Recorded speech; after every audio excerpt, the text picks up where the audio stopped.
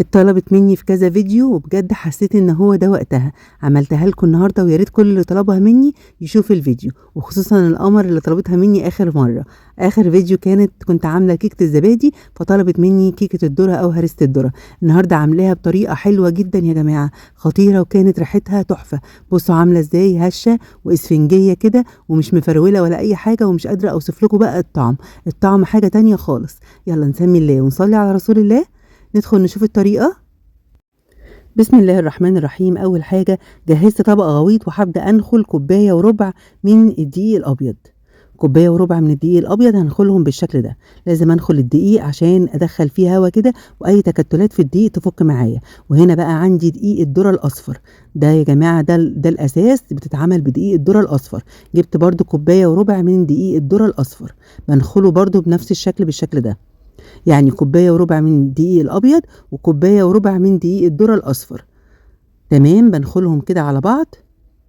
بعد ما نخلت الدقيق كده الأصفر والأبيض، لازم الاتنين يبقوا قد بعض عشان ما تطلعش معايا مفرولة وما تشرقش كمان، يعني ما نحطش دقيق الذرة بكمية أكبر.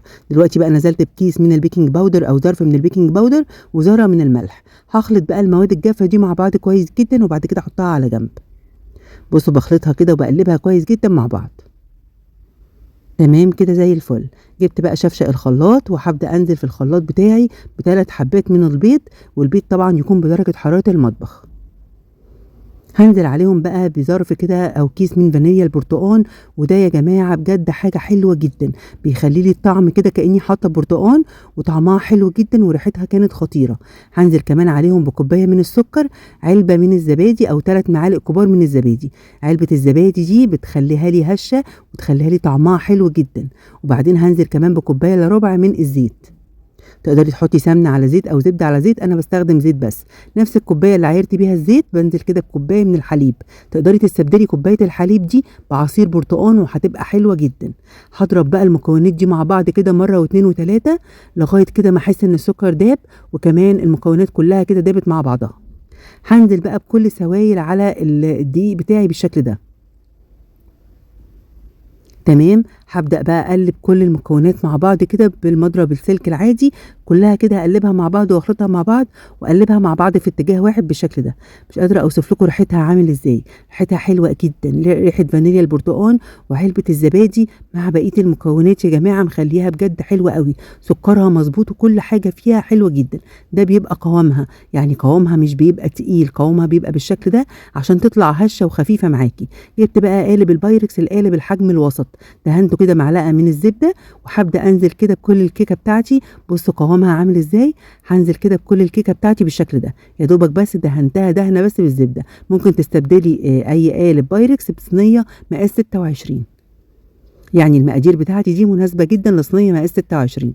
بعد ما نزلت الكيكه كلها كده هبدا بخله الشيش تاووك كده، امرر عليها خله الشيش تاووك بالطول وبالعرض بالشكل ده علشان الوش الكيكه بتاعتي ما تشققش.